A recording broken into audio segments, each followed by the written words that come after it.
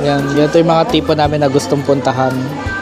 Ayaw namin ng mga masisikip na cafe kasi naiya kami mag-vlog.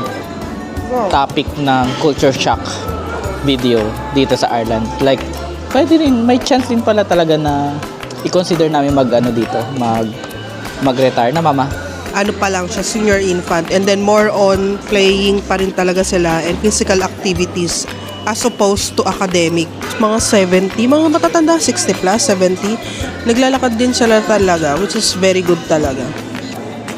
Kailangan sobrang pabibo ka kasi yun yung mas na-appreciate nila. Mas gusto nila na in-express mo talaga na gusto mong ma-progress. Kailangan pinapakita mo na yung mga accomplishment mo, which is parang sa ating mga Pinoy, parang mahirap para sa atin kasi medyo humble tayo, ganyan. Sus naman pala.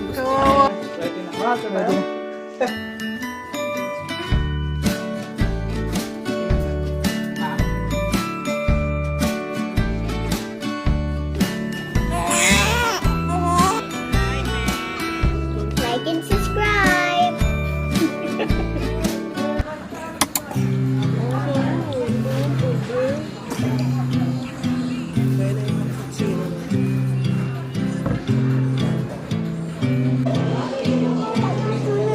Wow!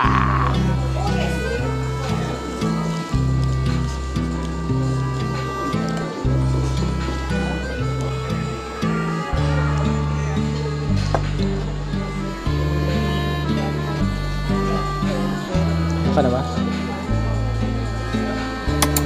Tama yan. Pero kung 5 euro lang. Oo. Oo. Yan.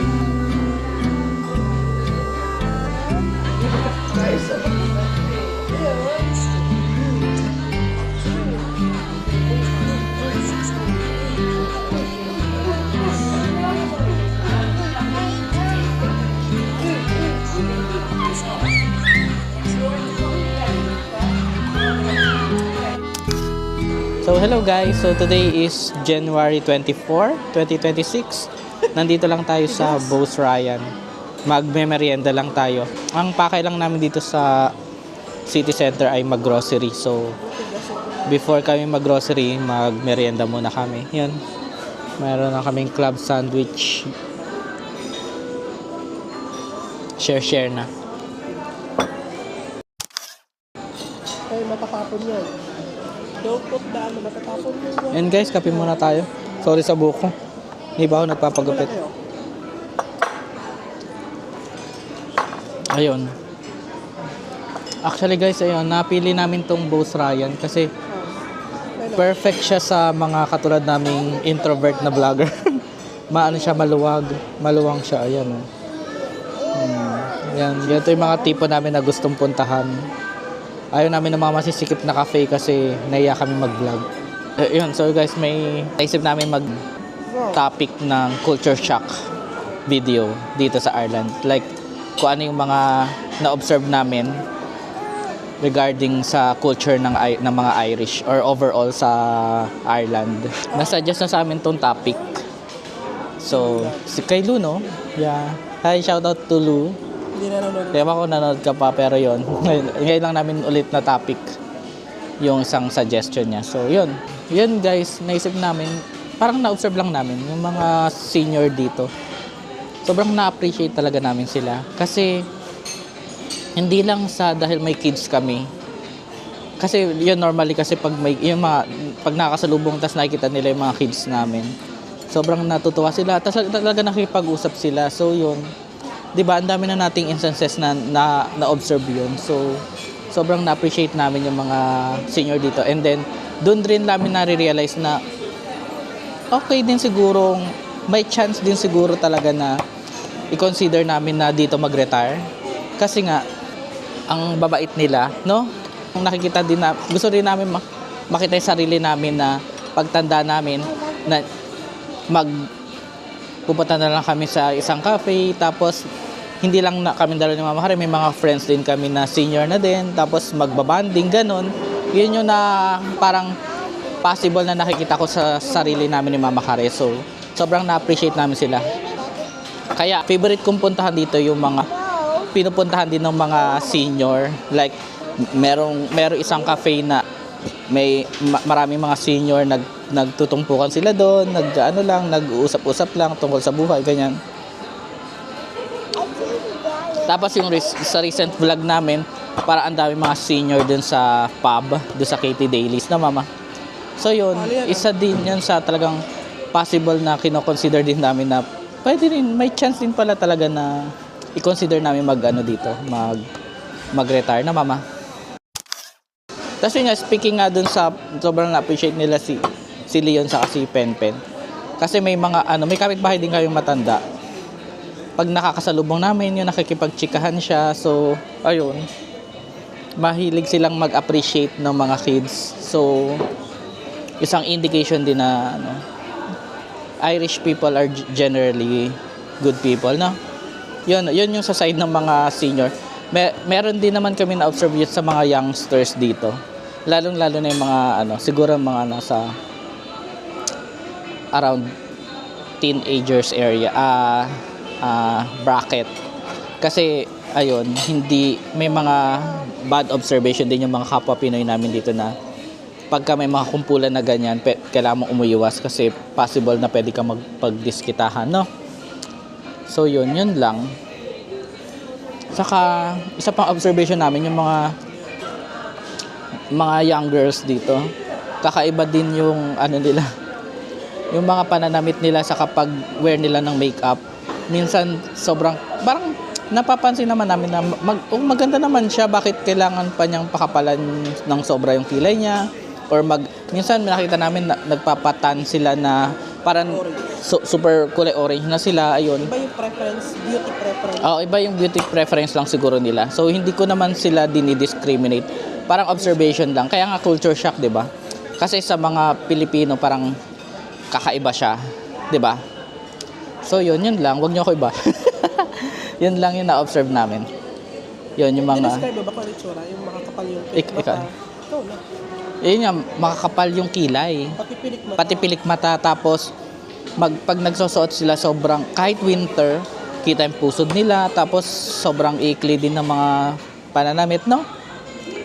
Pero yun, syempre, ibang culture sila. So, we respect that. Pero, yun lang yung observation. Oo, culture shock. Ayun, siguro yung isa nga din na na-observe namin, and yun yung medyo na-stress kami tuwing maglalakad kami pagpapasok kami ng school, ng office. Lalo pag may dala kaming stroller. Medyo madaming dumi ng aso sa sidewalk. Yung iba naman na mga doggy parent, dinadampot naman nila yung mga dumi nila, ganyan. Pero madami pa rin hindi nila dinadampot. So iba ang lalaki pa. So medyo nung una hindi ko siya masyado napapansin, pero recently parang sobrang dami niya. Lalo kapag dun sa loob ng mga bahayan, dun sa may parang residential area. Ayun, yun lang yung medyo hindi maganda. Medyo may pagkapinas yung datingan niya. So yun. And then yun yung sa mga toilet din dito. To be honest, parang mas okay yung mga toilet natin sa Pinas, no? I mean, like yung mga toilet sa restaurant, mas maayos yung mga toilet natin dyan. Dito medyo luma na, as in lumang-luma na yung mga toilet. Tas minsan hindi ganun kaayos, hindi ganun kalinis. Yung iba sobrang liit nung sink, masikip, basta ganun. Minsan yung iba may bayad pa. So parang, ayun, medyo nagulat lang kami na akala namin yung mga toilet dito sa is ito sa'yo. Ayun, medyo nagulat lang kami na pagdating sa ganon, hindi pa pala ganun ka-develop or progressive yung Ireland. Pero okay lang naman, like nasanay na kami, hindi na kami masyado nababother about that. Yun, medyo na culture shock nga lang kami about that. Then siguro yung isang na-observe din namin na medyo kakaiba, yung mga letter, parang uso pa pala dito sa Ireland yung papadala ng mga actual letter, like paper, in paper. Di ba sa Pinas medyo puro online na lahat, like yung mga email, yung mga communication. Bihira na lang kami makatanggap before ng actual na yung mga letter. Dito, Dito normally talaga may letter pa rin. Like, letter from the government, letter from the hospital. Like, kung magpapa-schedule ka appointment, through letter pa rin talaga siya. And then yung mga nagbebenta, like yung parang mga Avon sa atin, yung mga brochure, nagpapadala pa rin talaga sila sa mga bahay ng paper. So, yun, medyo, pagdating doon, medyo traditional pa rin sila. And then, nagbabahay-bahay pa din talaga yung mga, siguro mga sales agent. Like, kunyari, bebentahan ka ng bagong internet provider, electricity provider, yung mga nagbabahay-bahay pa rin sila. So, medyo na-shock pa ako na medyo pagdating doon, medyo traditional pa yung approach nila. Pero yun nga, siguro, kaya talaga through paper yung padala nila, like yung mga communication ng government or ng mga bodies of government or ng mga company, kasi talagang, ano pa rin dito, talaga medyo mahigpit sila when it comes to your address. Talagang dapat nakaregister yung address mo. And yun, yung parang way to track talaga din yung mga individual siguro, and yung alam mo yun, yung population dito sa Ireland is through yung address, yun. Yung sa school siguro ni Penpen, when it comes to education, ang medyo in-expect naman namin, like yung more on, like, pero siguro at this stage pa lang yun, diba? Kasi medyo bata pa naman si Penpen, ano pa lang siya, senior infant. And then more on, more on playing pa rin talaga sila and physical activities as opposed to academic.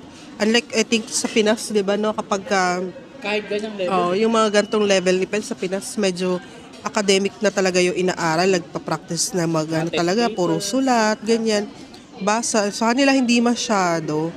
More on, talaga sila, playing pa rin. Pero, okay naman din sa amin. Parang, yun din naman yung preference namin personally, kasi gusto namin talaga na mag-enjoy siya hanggang bata siya. And matututunan din naman niya eventually yung academic. So, yun. Ano pa? Then siguro yung isa din, ang medyo na-surprise ako dito kung gaano ka-important sa mga tao dito yung walking, and kung gaano ka prevalent, hindi yung prevalent, yung walking nila dito. Parang talaga, sobrang daming tao na naglalakad, matatanda, naglalakad talaga sila. Kahit yung may mga baby, ang daming naka-stroller. So, very, friendly naman siya sa mga sa mga naglalakad. Yung street dito, appropriate siya para sa mga naglalakad. So, yun lang, medyo na-surprise lang din ako na dito, hindi mo necessarily kailangan ng kotse, especially kung nakatira ka within or malapit sa city center, kasi nga ang daming, alam mo, kaya mong lakarin kung saan ka man pupunta. And yun yung practice ng mga tao dito, talagang naglalakad sila. And yun, kahit sobrang matatanda yung mga ang tawag doon, tungkod ba? Naglalakad talaga sila kahit feeling ko mga 70, mga matatanda, 60 plus, 70, naglalakad din sila talaga, which is very good talaga. Ayun guys, ako naman, salita kami. Kasi si Leon hindi mapirmi sa upuan eh. So yung sunod, isa rin na-observe namin is yung sobrang nila dito sa sports, as in sobrang sports enthusiast sila. Kaya siguro parang majority din talaga nakikita natin na local fit, no? Ayun, mahilig silang mag-marathon, ganyan. Tapos, pero yun, into sports din talaga sila. Like, pag may laban sa, kung anumang sports yun, sports yun, curling. Oo, talagang support talaga sila. Makikita mo, magpa-park sila sa isang lugar, tapos maglalakad sila papunta sa stadium. Ang dami nila, as in, sobrang dami nila. Tapos, puro puro majority, no, puro lokal pa, no? Ayun. Sobrang into sports sila. Mapabata, matatanda, mga babae. Talagang buong family magkakasama. Tapos naman siguro, regarding din naman sa sa work culture din. Na-observe lang namin dito sa Ireland na hindi pwede yung katulad sa Pinas na tahimik ka lang. Kasi kung gusto mo mag-progress dito or ma-promote dito, kailangan sobrang pabibo ka. Kasi yun yung mas na-appreciate nila. Kailangan, mas gusto nila na ine-express mo na talagang sasabi mo talaga na gusto kong ma-progress, gusto kong ma-promote ganyan.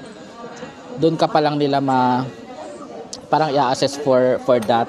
Kasi kung, di ba kasi sa Pinas, parang kahit tahimik ka, tas alam mong performing ka, yung boss mo na yung mag-aangat sa'yo. Kapag ikaw pa yung nag-initiate na gusto mong magganyan, mag-progress, parang mag-i-take pa siya against you. Diba? So, yun.